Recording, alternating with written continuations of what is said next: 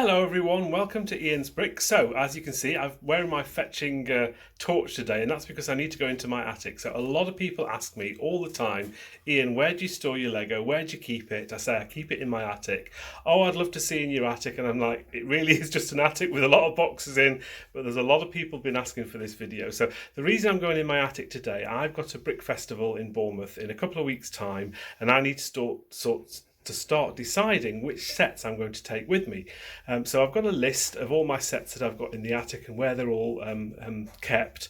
So I need to sort out which sets I'm going to take out, and then from there I'll bag them up and label them up and all ready for my Bournemouth Brick Festival. So it's not particularly easy for me to get in my attic. I have to use an expandable ladder, as you can see, and it's in my small toilet. And you can see there is the hole to the attic. There's no electricity up there, no lights up there anyway. So I have to take portable lights like this and like my head torch. So it's not particularly easy. And also, as you can see, the hatch is pretty small. So any larger items, I have to be sort of careful how I get those up.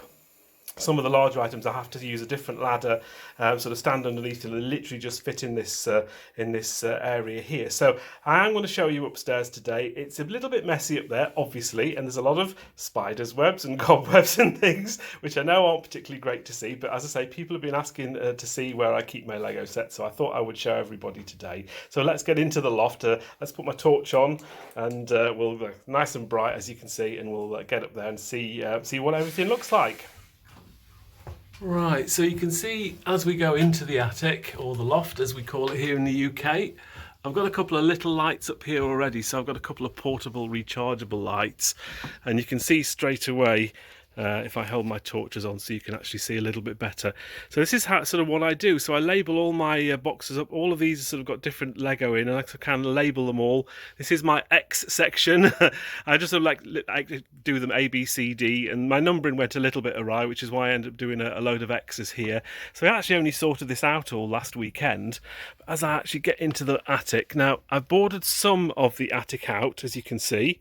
They're not the greatest, it's not the greatest job in the world, but it kind of works for me. It means I can get into the attic, because before, when I first started doing this, there were just the bare joists here with the insulation, as you can see. So it's all pretty nasty and gross up here, as you can see. There's obviously got wires and cables and pipes and all sorts of things up here. But majority of the attic is actually quite large, and if I can sort of just show you there's sort of the one side of the attic. I live in a first floor flat or apartment, or in the US it'll be considered second floor, on the second level. So I just get all the roof space, which is great. So this particular area down here I can't really use, because that's over the bathroom, over the large bathroom, and there's loads of sort of lights and things.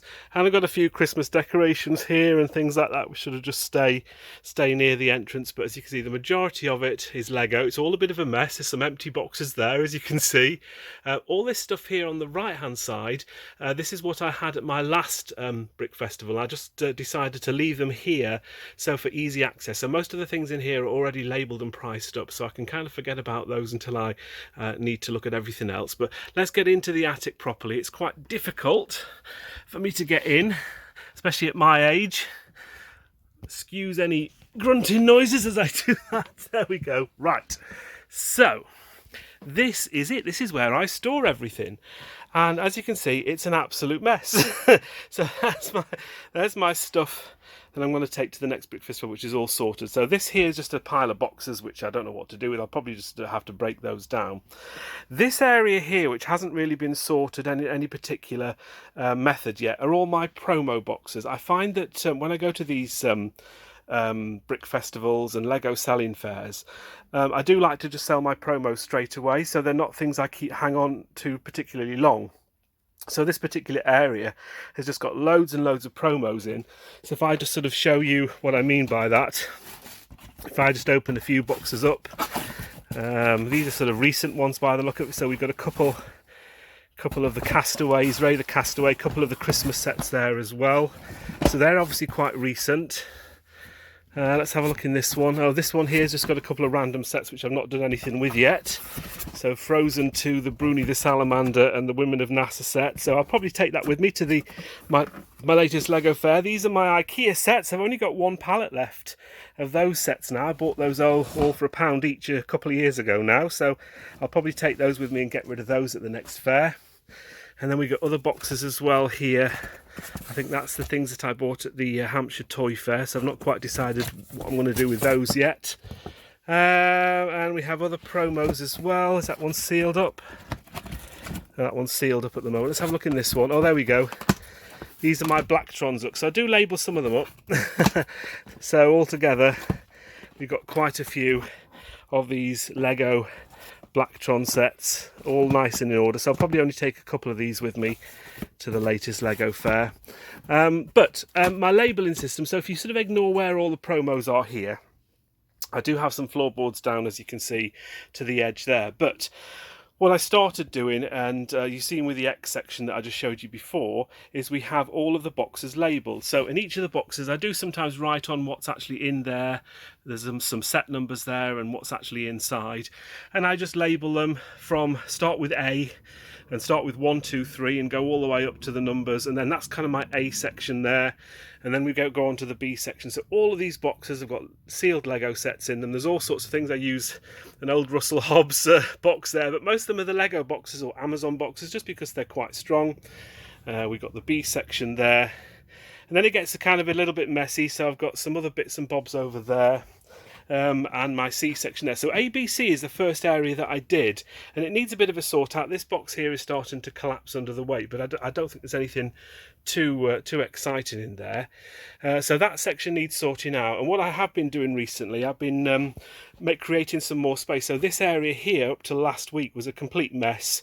There were boxes everywhere. But as you can see, I've started labelling those. So this is where my numbering system goes out of kilt now, and this is where we start with H, and it goes all the way back to the roof. This is just sort of obviously roofing tiles on top, and there's kind of a protective layer there. It's nice and watertight in here. You do get a little bit of a breeze coming through. Obviously, the corner of the roof there is where some of the air comes in. But it's fairly airtight up here, and it does get a little bit chilly here in the winter. But today's actually not that cold. It's quite a nice temperature in here. Let's just turn the camera around. It is quite a decent temperature in here today. As I say, this is insulated for downstairs, so obviously it can get very, very cold here in the winter, but we're lucky where I live in the UK, on the south coast of the UK, we never get really, really cold temperatures, and we never get really, really hot temperatures or excess humidity. So I know in certain places of the world you can have really, really great sort of extremes of temperatures which can affect where you can store your Lego. I'm very, very lucky. I've been keeping Lego in attics like this for many years now, and I've never had any problems because I keep everything obviously in the outer boxes, as you can see here behind me. Everything is fine. The inner boxes inside, they stay absolutely fine. The Lego inside stays fine.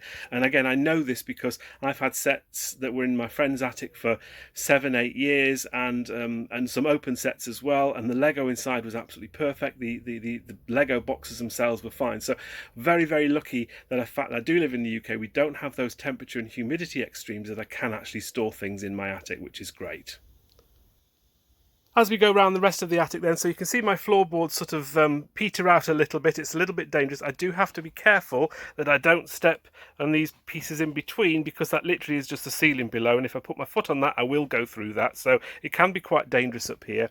And as you can see, it's pretty grim and it's quite scary and spooky, but it's fine. We've got the chimney breast here, which, in case you're wondering what that is, we don't have a fireplace, specific fireplace anymore in this particular apartment, but the actual fireplace built section out of the bricks and stone is still there. So some old bits of carpet down there, but then we get to some other sections. So just to let you know, these are empty boxes here. Obviously when I'm packing things away, I like to keep all my Lego boxes. So there's some larger spare boxes I have at the moment, some smaller ones as well. I might end up breaking some of these down. I didn't really know where else to put them at the moment, but this continues all the way back So we've got section D here, which I did a couple of years ago, and again we just try and label what we've actually got. Some Boba Fett helmets in there, for example, some Speed Champion sets. I don't label all of them up on the actual boxes, but I do kind of keep another list of where everything is.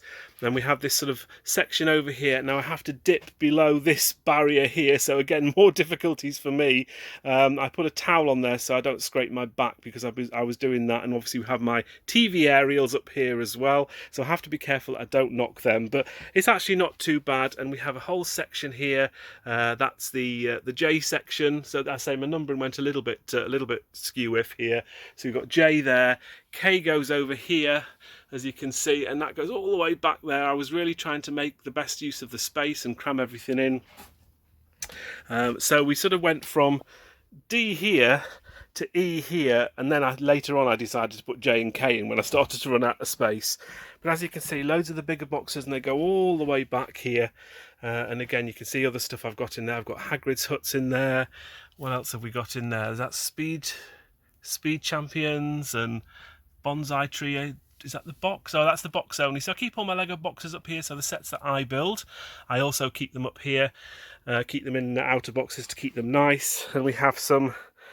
There's my F section there. So that box there was started to collapse. So you do get this. Some of the Amazon boxes aren't the strongest, and they do tend to collapse. So I just have to be careful. The Lego boxes only go up to a certain level, sort of up to there. So they're kind of fine. And I did check them, but I did move that box around, which is why F21 is between 30 and 31, just because I moved it up a bit so it didn't get crushed. The Lego boxes are very strong, by the way. These are the ones that you get from Lego.com here in the UK, and I have to say you can pile quite a few of these on top of each other without them buckling, and they're very strong. You can see maybe over there the one at the bottom is maybe starting to buckle a little bit, but yeah, the stuff inside is okay. There's still room at the top of each box to keep everything safe. And then we go back round here, and this is the G section, or my G spot as I call it, and there's quite a lot of boxes in here. The numbering goes a little bit awry again, so we sort of have G1 to G whatever it is. Where do we get up to? 15, 19. So the boxes are a little bit everywhere. Then we have a 35 there, and then we sort of go across, and we have, so the G area is actually quite large. We go all the way up to 51, look, from that section there. Yeah, loads and loads of Lego, as you can see. And then we go back to around where we came in with the X section, which is, as I say, just a section that I finished off last time. So if I sort of stand all the way down here, now don't forget I've got this area behind me still, and this could do with a bit of a sort out. I could probably get quite a lot of Lego in there if I tried. But as you can see, it is quite a large attic, and there's quite a lot of Lego up here. I was potentially a little bit worried about whether the joists of the house could hold all this weight up here, but as you can see, they're quite thick joists. And I wasn't aware of any problems. I did sort of do a little bit of research onto how much weight you can have on the joists, and I think these houses were built in the sort of 1960s, 1970s, when they used to build them a lot stronger than they do nowadays. A lot of time nowadays the joists are very narrow and they wouldn't hold the weight, but I think it's fine up here. As I say, I've not really had any problems, but I just need to be careful that I don't overstock it. So that's pretty much it. As I say, I'm not going to go into too many of the boxes to show you what's in there. Oh, one thing I did forget to show you is my actual list that I keep up here in the attic. So I just have a little section here where I just keep some scissors. I obviously take these down when I'm finished up here, some pens and some post-it notes so I can label things up. I've got an extra light here. These are just rechargeable USB lights, which are very good. I've got a couple of these, which do give a lot of light off, and they stay on for quite a while. But this is my list here. So I've got 17 pages at the moment of all my inventory of where everything is. And basically for me, all I need to do, if I need to find a set, of course, I use an Excel spreadsheet. I can if I'm searching for a particular set, I can search by set number or the name of the actual set, and then it tells me straight away where it is. So it literally just lists all of my sets from I think we've got A, B, C, D. You can see, look, I do label them all individually. So where we have a box, so for example here D12, as you can see, we've got a Speed Champions McLaren in there. We actually have 2, so that just means I've got 2. Rather than put a ×2, and the reason I did that is just so that I can I kind of know if I take one of those out, I can cross one of those off, and it's still got one in there. So that's just the way I kind of work this whole thing. We got section E. E goes quite a long way. Then we've got F. F is a very big section. I think that's the, yeah, it is quite. And then also we've got the G section, which we know is a huge section because it goes, the numbers go all the way up, and we've got all sorts of stuff in here. And then we go to, do we have an H? Oh yeah, we have H now. I didn't bother with I just because it looks like a 1. So we then go to J, and then we've got K. K was the last one that I did last weekend, so you tend to find these are probably more up to date or modern sets as well. And then we go more K, lots in K. And then we go to X. That's kind of where some numbering system went awry. And again, even last weekend, I was mixing some of my boxes up, and I've had to relabel them and renumber them. I figured out I had two X4s, and I'm like, oh, they're not in the same box. Anyway, so it's just keeping on top of everything, really. So what I will do, as I go and sort through my Lego sets, I'm probably going to go through sections A, B and C, because that's the oldest stuff that I've got up here generally, is I'll sort through, figure out which sets I'm going to take, and then as I take them out of the attic, I'll tick them to say I've taken them out, and then I'll just readjust my spreadsheet. So there is some kind of method to my actual madness. One thing I will say about this attic, even though we don't get particularly amazingly hot summers here in the UK, we can get some quite warm temperatures. Even on the, we had a heat wave here in the UK in 2022, and temperatures in certain parts of the UK reached 40 degrees, which was the first time that had ever happened anywhere in the UK. Here, down on the south coast, it did only get to about 32 that day, so it can get hot up here in the summer. So I am very, very aware that if it does get too hot, what I will do is I'll just open the hatch behind me. Oops, as you can see there, I'll just open that hatch up just to let a bit of air in, get a bit of cool air in, just to cool it off a little bit, because obviously we have black tiles on the outer roof, black slate, so it can get fairly warm up here. But again, even with the warm temperatures, it doesn't seem to affect the Lego too much, because it's all in all of these outer boxes. It does tend to keep it safe. Anyway, that's pretty much all I can think about to talk about my Lego attic. I've got quite a lot of work to do up here today, so I'm going to get cracking with that. Lots of sets to sort of pick out and sort out what I'm going to take. As I say, it's not particularly easy. I wish it was easy. I wish I had a nice big garage or a basement or something, but I just don't have that space. So for me, yes, it's a pain having to come up here, but actually it's a nice big space. I've kind of got it organised well enough now that I know where everything is. A little bit faffy to get up here. I wish it was easy, but it's not. But that's just what I have to kind of deal with. And I know a lot of people, I'm quite lucky that to have this space as I do have it, because I know a lot of people don't even have this kind of space. So I know that I'm quite lucky that I am able, that's why I can buy so much Lego. Anyway, I hope you enjoyed this little tour of my dark loft area. It's, as I say, if you get easily scared, it can perhaps be quite spooky. If I take the light down, you can see without the spotlights, so just the two little lights that I have, it's quite dark up here, but yeah, I don't get scared up here. I'm fine. I'm a big boy now. So anyway, hope you enjoyed this video. Thank you very much for watching. If you've got any more comments or questions, please just do put them in the comments below. I'll try and answer as many as I can. But until the next video, we'll take care and we'll see you then. Bye for now.